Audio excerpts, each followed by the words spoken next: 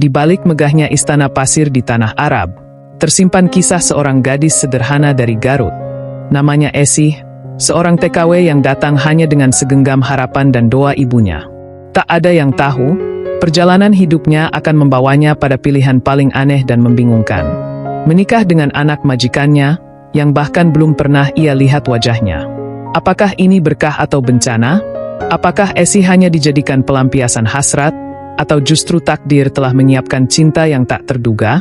Inilah kisah perjuangan, air mata, dan cinta yang akan mengubah hidup Esih selamanya. Sebelum melanjutkan cerita yang penuh misteri di tanah Arab, mari kita bersholawat kepada Nabi besar Muhammad SAW. Semoga dengan bersholawat kita selalu mendapat syafaatnya. Dan kami doakan kepada semua penonton setia channel Cerita The Salsa, selalu diberikan kesehatan dan harta berlimpah. Terima kasih buat kalian yang sudah menonton video ini, dan kami mohon dukungannya kepada channel Cerita The Salsa dengan cara like, komen dan subscribe. Semoga kebaikan semua dibalas oleh Allah Subhanahu wa Ta'ala. Amin. Di sebuah desa kecil di Garut, udara pagi masih diselimuti kabut tipis. Aroma tanah basah bercampur wangi kopi dari dapur rumah-rumah kayu yang berjajar di pinggir jalan. Di antara rumah itu, ada satu rumah sederhana yang berdiri miring, dengan atap seng berkarat dan dinding papan yang mulai lapuk. Di sanalah Esih tinggal bersama ibunya yang sakit-sakitan dan adik laki-lakinya yang masih duduk di bangku SMP. Pagi itu, Esih sedang duduk di lantai, menunduk menatap buku catatan kecil. Di halaman pertama, tertulis daftar kebutuhan keluarganya, obat untuk ibunya, biaya sekolah adiknya, dan perbaikan rumah yang bocor. Matanya menerawang, bibirnya bergetar menahan air mata. Ia tahu, dengan bekerja di kebun teh atau mencuci pakaian tetangga, uang yang ia dapat tidak akan pernah cukup. Suara batuk ibunya dari kamar terdengar semakin berat. Esih bergegas masuk, membawa segelas air hangat. "Mak, minum dulu. Nanti kalau sudah agak baikan, kita ke puskesmas, ya?" ucapnya lembut. Ibunya tersenyum tipis, meski wajahnya pucat. "Esih, Mak nggak apa-apa. Kamu jangan terlalu mikirin Mak. Jaga diri kamu." Namun dalam hati, Esih tahu ia tidak bisa tinggal diam. Di desa, kabar tentang perempuan-perempuan yang merantau ke luar negeri sebagai TKW sudah sering ia dengar. Ada yang pulang membawa rezeki melimpah, tapi ada juga yang kembali hanya dengan luka di hati. Risiko itu besar, tapi bagi Esih, kebutuhan keluarganya lebih besar dari rasa takut. Beberapa minggu kemudian, setelah melalui proses panjang, Esih akhirnya diterima di sebuah agen penyalur tenaga kerja untuk dikirim ke Arab. Hari keberangkatan pun tiba. Terminal bus Garut pagi itu dipenuhi suara tangis perpisahan. Esih memeluk ibunya erat-erat, seakan ingin mengabadikan hangat tubuh itu di hatinya. "Mak, doain Esih, ya." Esih janji, Esih pulang bawa bahagia, katanya sambil terisak. Ibunya membalas pelukan itu, menahan air mata agar anaknya berangkat dengan hati kuat. Perjalanan panjang dimulai. Dari Garut menuju Jakarta, lalu terbang berjam-jam menembus langit menuju tanah yang asing. Saat pesawat mendarat di Arab, hawa panas langsung menyeruak. Udara kering menusuk hidung, dan suara asing dalam bahasa Arab terdengar di setiap sudut. Hatinya berdebar, apalagi ketika ia melihat sebuah mobil mewah menjemputnya. Rumah majikannya begitu megah, seperti istana dengan pilar-pilar tinggi dan pintu berukir emas. Di depan pintu, berdiri seorang wanita berwajah tegas namun elegan. "Madam," majikan barunya. Tatapannya tajam, namun tidak terlihat kejam. "Kamu Esih?" tanya Madam dengan bahasa Indonesia yang patah-patah. "Iya, Madam," jawab Esih sambil menunduk hormat. Hari-hari awalnya tidak mudah. Esih harus bangun sebelum fajar untuk menyiapkan sarapan, membersihkan rumah yang luasnya seperti lapangan, mencuci pakaian, dan membantu di dapur. Badannya lelah, punggungnya pegal, tapi ia selalu berusaha tersenyum. Setiap malam, saat semua orang tertidur, Esih duduk di dekat jendela kamarnya yang sempit, menatap langit Arab yang dipenuhi bintang, sambil membisikkan doa dalam bahasa Sunda. "Ya Allah, jaga Mak, jaga adik, dan kuatkan langkah Esih di sini." Ia tidak tahu bahwa di balik semua perjuangan ini, takdir sudah menunggu di tikungan, sebuah jalan yang akan mengubah hidupnya selamanya. Hari-hari berganti, panas terik di tanah Arab mulai menjadi teman yang mau tak mau harus Esih terima.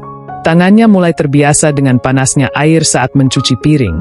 Kulitnya mulai mengeras karena sabun dan pekerjaan rumah yang tak pernah berhenti.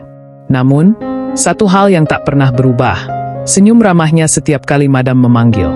Madam adalah wanita paruh baya, anggun, dan terkenal tegas. Banyak TKW yang pernah bekerja padanya tak betah. Ada yang hanya bertahan hitungan minggu. Tapi entah mengapa, pada Esih, Madam seperti melihat sesuatu yang berbeda. Suatu sore, ketika pekerjaan sudah selesai, Madam duduk di teras besar rumahnya sambil meminum teh. Ia memanggil, "Esih, sini duduk. Aku mau bicara." Esih datang dengan hati berdebar. Duduk di hadapan majikan langsung bukan hal biasa bagi pembantu di rumah itu. Madam menuangkan teh hangat ke dalam gelas kecil, lalu menyodorkannya.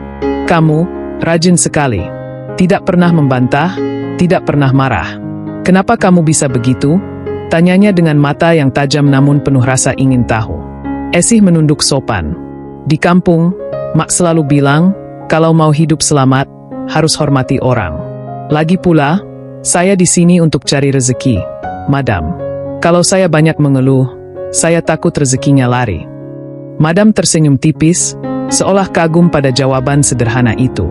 Dari hari itu, hubungan mereka mulai berubah. Madam sering memanggil Esih bukan untuk memerintah, tapi untuk sekadar berbincang.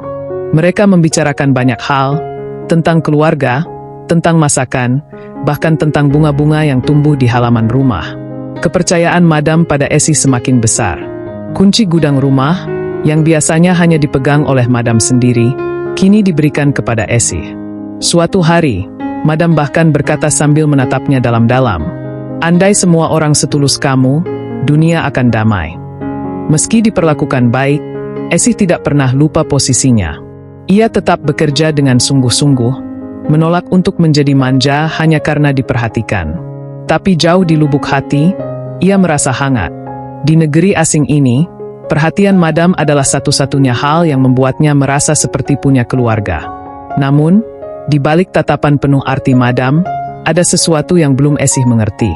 Madam sering memandangnya lama-lama, seolah sedang mempertimbangkan sesuatu. Dan pada suatu sore yang tenang, ketika matahari mulai condong ke barat, Madam memanggilnya lagi, kali ini dengan nada yang berbeda. Nada yang akan mengantarkan Esih pada sebuah kabar yang akan mengguncang hidupnya. Sore itu, angin panas gurun berhembus pelan. Matahari mulai condong, memantulkan cahaya keemasan pada pilar-pilar rumah besar itu. Esih baru saja menyapu halaman depan ketika suara panggilan Madam terdengar dari dalam rumah. "Esih, kemari. Duduk, aku ingin bicara serius." Nada suara Madam terdengar berbeda, lebih berat, lebih dalam. Esih mengusap tangannya yang berdebu, lalu duduk di kursi berhadap-hadapan dengan wanita itu.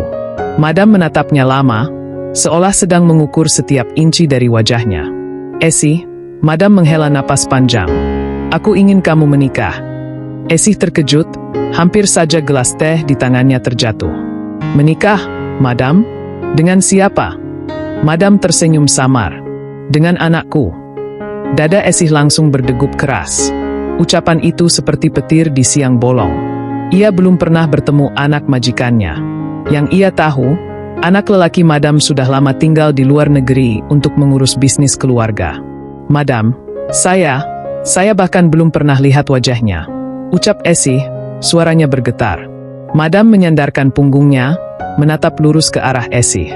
"Aku tahu, tapi aku percaya, kamu perempuan baik. Aku ingin anakku punya istri yang punya hati tulus, bukan yang hanya mengejar harta." Kata-kata itu justru membuat hati Esih semakin kacau. Di satu sisi, ia merasa terhormat dipercaya seperti itu. Tapi di sisi lain, pertanyaan-pertanyaan menyesakkan mulai menghantui. Apa benar ini demi kebaikan anak Madam? Atau hanya untuk memenuhi keinginan orang tua? Apa nanti aku hanya dijadikan pelampiasan hasrat oleh suami yang tidak mencintaiku? Malam itu, Esih terbaring di ranjang kecilnya, menatap langit-langit kamar. Matanya basah oleh air mata yang tak tertahan. Ia memikirkan wajah ibunya di kampung, betapa bahagianya jika tahu anaknya akan menikah dengan keluarga terpandang. Tapi apakah kebahagiaan itu akan nyata, atau hanya semu? Dalam keheningan malam Arab, Esih berbisik lirih. Ya Allah, kalau ini memang takdir, kuatkan hati hamba. Tapi kalau ini hanya ujian, berilah jalan agar hamba tidak salah melangkah. Esih tidak tahu bahwa jawabannya akan datang lebih cepat dari yang ia kira, saat pintu rumah itu terbuka lebar untuk menyambut seseorang yang akan mengubah seluruh hidupnya. Hari itu, langit Arab tampak bersih tanpa sehelai awan pun. Udara panas menggantung, tapi hati Esih justru terasa lebih sesak dari biasanya. Sejak pagi, Madam sibuk memberi perintah pada para pekerja rumah untuk membersihkan setiap sudut rumah, menata bunga, dan menyiapkan hidangan. Semua orang tahu, tamu yang akan datang bukan orang sembarangan, anak lelaki Madam, yang selama ini hanya menjadi bayangan di kepala Esih. Suara deru mobil terdengar dari kejauhan. Esih yang sedang menata buah di meja makan, spontan berhenti. Jantungnya berdegup kencang. Mobil hitam mewah itu berhenti di depan rumah, dan pintunya terbuka. Keluar seorang pria tinggi, berpakaian rapi, dengan kacamata hitam menutupi sebagian wajahnya. Gerakannya tenang, tapi tatapannya, saat kacamata itu dilepas, begitu tajam, menusuk. Untuk sesaat, Esih merasa udara di sekitarnya hilang. Bukan karena pria itu tampan, tapi karena aura dingin yang ia bawa seakan membuat jarak yang tak terlihat. "Ini Esih," kata Madam sambil menoleh ke arah Esih. Esih menunduk sopan. "Assalamualaikum." Pria itu hanya mengangguk pelan. "Waalaikumsalam." Suaranya dalam, tegas, tapi tanpa senyum. Hari-hari berikutnya setelah kedatangan pria itu dipenuhi kecanggungan. Pernikahan dilangsungkan secara sederhana, tanpa pesta mewah, hanya dihadiri keluarga inti dan beberapa kerabat dekat. Esih mengenakan gaun putih sederhana, sementara suaminya, yang kini ia panggil tuan di depan orang lain, hanya berbicara seperlunya. Malam pertama pernikahan bukanlah malam yang manis seperti di cerita-cerita. Mereka hanya duduk di ujung ranjang masing-masing, berbicara seadanya. "Aku menikah karena ibu memintaku," ucapnya tanpa basa-basi. "Aku tidak terbiasa dengan pernikahan yang diatur. Jadi, jangan harap aku akan langsung jadi suami yang hangat." Kata-kata itu menusuk hati Esih, tapi ia tidak membalas. Ia hanya mengangguk, mencoba menerima kenyataan. Di meja makan pun mereka jarang berbicara. Kadang suaminya sibuk dengan pekerjaannya, kadang ia pergi tanpa pamit. Malam-malam di kamar sepi, hanya suara detak jam dinding yang terdengar. Dalam hati, Esih mulai bertanya-tanya. Apakah aku hanya boneka di rumah ini? Apakah aku hanya bagian dari kesepakatan keluarga? Namun di balik tatapan dingin pria itu, ada rahasia yang Esih belum tahu. Sebuah rahasia yang perlahan akan membuka pintu menuju perubahan besar dalam hubungan mereka. Hari-hari berlalu dalam rutinitas yang terasa dingin. Esih tetap menjalani perannya sebagai istri dengan penuh tanggung jawab, menyiapkan makan, merapikan kamar, dan menunggu suaminya pulang. Meski seringkali lelaki itu pulang larut malam atau bahkan menginap di luar kota. Sampai suatu hari, tubuh Esih mulai melemah. Pekerjaan rumah membuatnya kelelahan, ditambah cuaca panas yang menyengat. Demam tinggi menyerangnya, membuat tubuhnya lunglai dan pandangannya berkunang-kunang. Ia mencoba bertahan, tapi akhirnya jatuh pingsan di ruang makan. Saat sadar, Esih menemukan dirinya terbaring di kamar, dengan handuk basah di kening. Di sampingnya, duduk pria yang selama ini selalu terlihat dingin. Suaminya, menatapnya dengan mata lelah. "Kamu kenapa tidak bilang kalau sakit?" Suaranya lebih lembut dari biasanya. Esih terdiam, tidak percaya bahwa pria itu ada di sana, merawatnya. "Saya tidak mau merepotkan tuan," jawabnya pelan. Beberapa hari berikutnya, suaminya selalu memastikan ia minum obat, bahkan menyuapinya bubur. Esih mulai melihat sisi lain dari lelaki itu. Sisi yang hangat, perhatian, dan diam-diam memperhatikannya. Malam itu, di teras rumah, mereka duduk bersama. Angin gurun bertiup lembut, membawa aroma bunga dari taman. Suaminya memecah keheningan. "Aku menikah denganmu awalnya hanya karena permintaan ibu. Tapi, selama ini aku melihat caramu bekerja, caramu menghargai orang, dan caramu bertahan di sini. Aku mulai sadar, kamu lebih dari yang aku kira."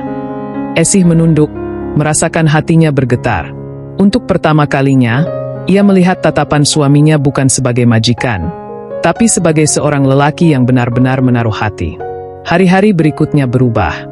Mereka mulai makan bersama, bercerita tentang masa lalu masing-masing, dan saling tertawa. Esi menceritakan kisah masa kecilnya di Garut, sedangkan suaminya bercerita tentang masa-masa sulitnya di luar negeri. Mereka menemukan satu hal yang sama, rasa sepi yang pernah mengikat mereka. Bulan demi bulan berlalu, cinta yang awalnya tidak ada mulai tumbuh, bukan karena paksaan, tapi karena saling mengenal dan menghargai. Esi bukan lagi hanya seorang TKW yang dinikahi anak majikannya, tapi kini ia adalah istri yang benar-benar dicintai. Beberapa tahun kemudian, mereka pulang ke Garut, membangun rumah untuk ibunya, dan membantu warga sekitar. Di mata orang kampung, Esi adalah bukti hidup bahwa takdir bisa berubah, bahwa cinta bisa lahir dari jalan yang tak pernah kita rencanakan. Dan di teras rumah masa kecilnya, Esi duduk bersama suaminya, memandangi langit sore. Kalau dulu aku menolak pernikahan ini, mungkin aku tidak akan pernah menemukan kebahagiaan seperti ini, ucapnya sambil tersenyum. Suaminya menggenggam tangannya erat. Kadang, yang kita kira bencana, ternyata adalah anugerah.